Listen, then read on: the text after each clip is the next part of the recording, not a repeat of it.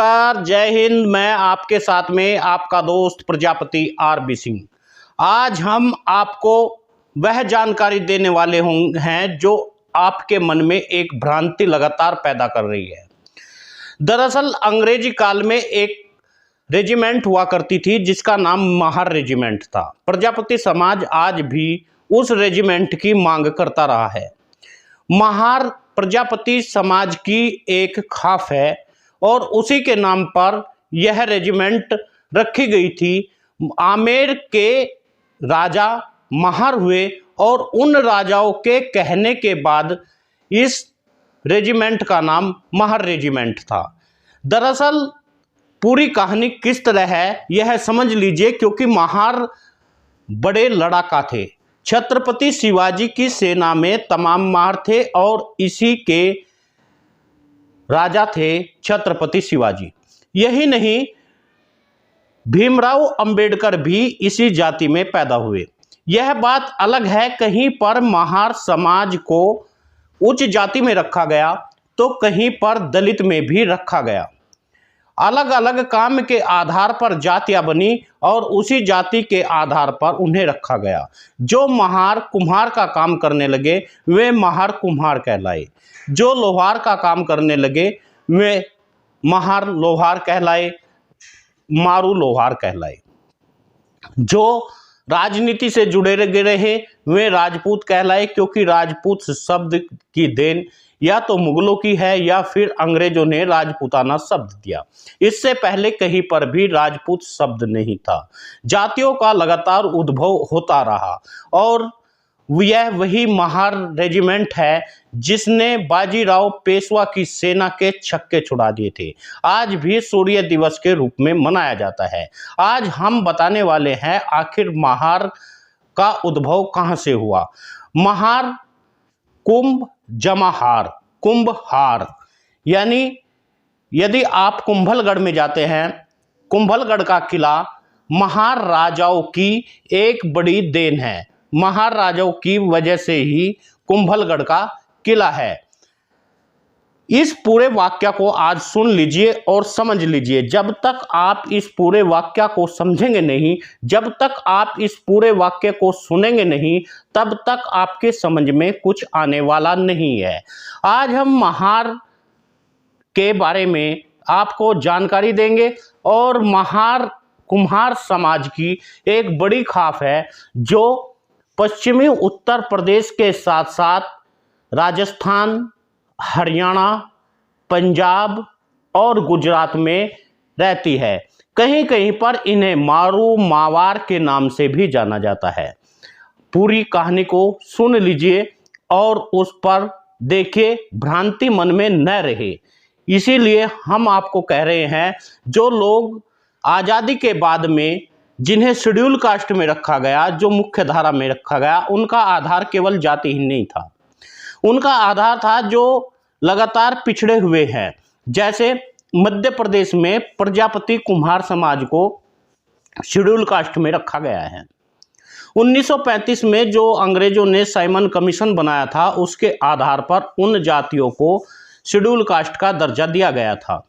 आज भी लगातार कुम्हार समाज उसी को मांग रहा है। इसका अर्थ यह कतई नहीं है कि वे पहले से दलित थे या उनकी स्थिति पहले अच्छी नहीं थी, लेकिन जैसे ही इब्राहिम लोदी का आगमन हुआ, महारों का छिटकना शुरू हुआ और भारत भर में मार फैल गई। यहाँ तक कि पाकिस्तान और पंजाब में कई जगह इन कुम्हारों को महार कुम्हार या बागड़ी कुम्हार भी कहा जाता है।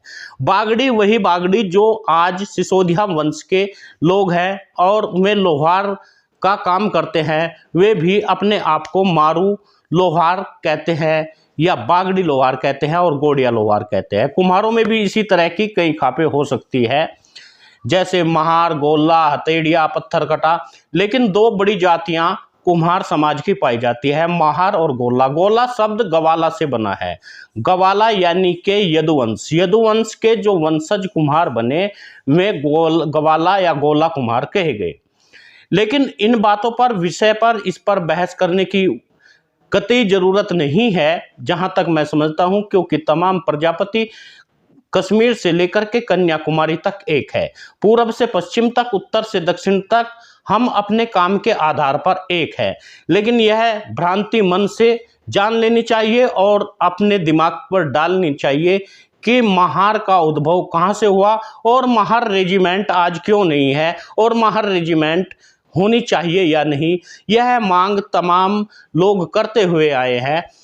आमेर के युवराज कुंभाजी का उदयकरण जी ने महार गांव बसाया था। युवराज कुंभाजी के वंशज कुंभावत कछुआ कहलाए। आजादी के पूर्व महार कुंभावत कछुओं का प्रमुख ठिकाना रहा। वर्तमान में महार कला के नाम से जाना जाने वाला यह गांव जयपुर से मात्र 42 किलोमीटर और चोमू से 15 किलोमीटर दूर है।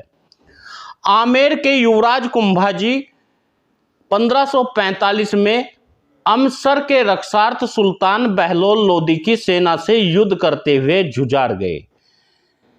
जब वे अमसर के सायात सेना लेकर के जा रहे थे, तब खेत में काम करती हुई एक गुज्जर महिला ने कहा, हमारा राजा कितना बेवकूफ है, पूरा परिवार और सदस्यों को युद्ध में भेज दिया।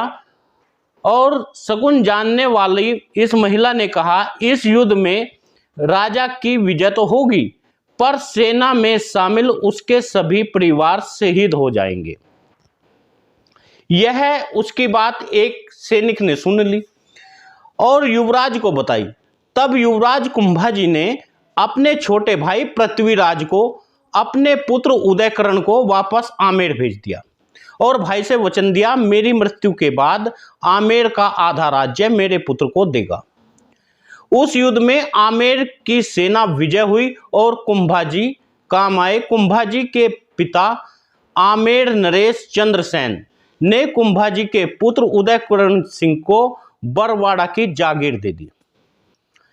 बरवाड़ा में रहने वाले तमाम कुम्हार, तमाम और जातियां जो कुम्हार समाज का काम करती थी, वे तमाम कुम्हार दूसरे राज्यों में बसे तो वे बागड़ी कुम्हार कहलाए। चूंकि बरवाड़ा शेखावतों के पहले पास था और 2 पीढ़ी उनके पास रहा, अतः उदयकरण जी ने बरवाड़ा में रहना शुभ नहीं समझकर अरावली की तलहटी में एक गांव बसाया जिसका नाम था महार। जहां महार गांव बसाया, वहां पूर्व नाथ संप्रदाय के संलग्न नाथ जी रहते थे। उन्हीं के आशीर्वाद से और उन्हीं की सलाह पर यहां गांव बसाकर उन्होंने उसे राजधानी बनाया। संत के आदेश पर चंद्रसेन जी की रानी कुंभाजी की माता थी और छोटा सा वहां शिव मंदिर बनाया, जिस पर बाद में रावत राम जी ने बड़ा सा गुम्बद बनाया और पास में पानी के कुंड और तिबरियों का निर्माण कराया। संत संलग्न नाथ जी इस शिव मंदिर के नाम को मलेश्वर नाथ धाम रखा। यहाँ कछुआओं के कुल देवता अम्बीश्वर महादेव ने की प्राण प्रतिष्ठा की। महार शासकों में लूणाकरण जी को बादशाह और अकबर ने रावत की उपाधि दी। लूणाकरण जी ने हाजी पठान और बादशाह के समक्ष पेश किया गया। दरअसल हाजी पठान शेरशाह सूरी का समर्थक था। सूरी की मौत के बाद में अकबर के लिए खतरा बना हुआ था। उसका सामना लूणाकरण जी की सेना से हुआ। लूणाकरण जी ने हाजी खां के सामने प्रस्ताव रखा और खून खराबा करने की बजाय हम मल्लयुद्ध कर लेते हैं। यदि मैं हारा तो तुम्हारा साथ दूंगा और तुम हारे तो मेरे साथ चलकर बादशाह के सामने प्रस्तुत होना होगा। हाजी खां बलिष्ठ था और उसने इस शर्त को मांग लिया और मल्लयुद्ध हुआ। लूणाकरण जी उसमें विजयी हुए और हाजी खां उसमें परास्त हुए। लूणाकरण जी पर संत की असीम कृपा थी। जब वह हाजी खां को अकबर के सामने पेश किया तो प्रसन्न होकर के लूणाकरण जी ने उन्हें रावत की उपाधि दे दी।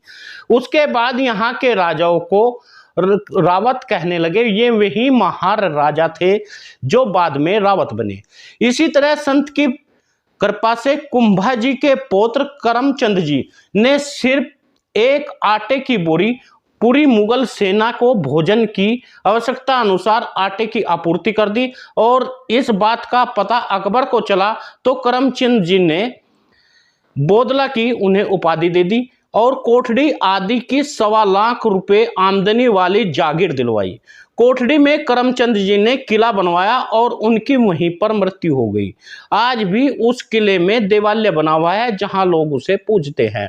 रावत राम जी ने शिव मंदिर के साथ रहने के लिए महल बनवाए, कुएं खुदवाए और कृषि के लिए पानी की व्यवस्था की। महार के शासक परिवार के कई सदस्यों में युद्ध में वीरता प्रदर्शित की और अपने प्राणों को निछावर कर दिया। यही कारण है कि महार गांव में जगह जुझारू स्थान बने हुए हैं। उन महार राजाओं की आज भी समाधि बनी हुई है और वे लोग उनकी पूजा करते हैं। महार की भूमि योद्धाओं की भूमि है। महार योद्धा है और यह संतों की भी भूमि है। यहाँ अनेक संत हुए। स्थानीय लोगों का कहना है आज भी महार में सदियों से पुराने सूक्ष्म समीर रूप में मौजूद है। कई बार ग्रामीणों यहाँ के दर्शन करने आते हैं और संत संलग्न नाथ जी भी गांव की आबादी के साथ में पहाड़ी पर अपना स्थान छोड़ करके बाहर आसन लगाया था। वहीं उनकी समाधि आज भी है जहां लोग इसकी पूजा करने के लिए उनकी जाते हैं। आमेर नरेश कुंभाजी के पुत्र आधा राज्य देने के वचन निभाने के बाद में आधा राजा देने की बजाय उन्हें आधी प्रजा को महार भेज दिया। अब एक साथ इतने लोगों की व्यवस्था में महार के 12 कुएं खुदवाए, उनका खारा पानी निकला। इन पहाड़ी से निकलने वाले नालों को पानी को रोकने के लिए एक छोटा सा बांध बनाया। इस एनीकट बांध से पानी रुका और भूमिगत जल स्तर रिचार्ज हुआ, जिससे कुओं के भीतर मीठा पानी आने लगा। एनीकट आज भी विद्यमान है और पानी रोकने की स्थान में लोग खेती करने लगे। महार के परकोटे में घुसते हुए यहाँ के शासकों ने स्मारक रूपी छतरियां भी आज बनी हुई है। गांव के मध्य में पहाड़ी नाला निकलता है। वर्तमान में यहाँ महल, न्यायालय और मामला लंबित होने पर के कारण बंद पड़ा है। पहाड़ी पर किला आज भी बना हुआ है, लेकिन यह उजाड़ पड़ा हुआ है। साथियों, इस प्रकार महार इतिहास की यह दास्तान हमने आपको बताई। पूरी तरह से महार साम्राज्य किस प्रकार स्थापित हुआ और वही महार रेजिमेंट अंग्रेजों ने बाद में बनाई और ये बड़े लड़ाका माने जाते थे। इसलिए महार रेजिमेंट की बहाली को लगातार कुम्हार समाज मांगता हुआ आया है। महार रेजिमेंट यदि बन जाती है तो इससे कुम्हार समाज का बड़ा नाम होगा। यदि इस महार रेजिमेंट का नाम बदलकर प्रजापति रेजिमेंट भी रख दिया जाए तो यह उससे भी बड़ा कारनामा होगा। प्रजापति रेजिमेंट बननी चाहिए कि नहीं बननी चाहिए, यह आप अपने कमेंट बॉक्स में जरूर लिखें। हमारा उद्देश्य है आपका कुम्हार समाज की जो इतिहास हमें मिलता है हम उसे आपको हरगिज बताते हैं। हमारा उद्देश्य कुम्हार समाज को जाति उपजातियों में विघटन करने का कतई नहीं है। हमने आपको महारों का इतिहास इसलिए बताया क्योंकि कुम्हार समाज में बहुत सारी भ्रांतियां पैदा हुई है। भीमराव अंबेडकर महार जाति से ही थे।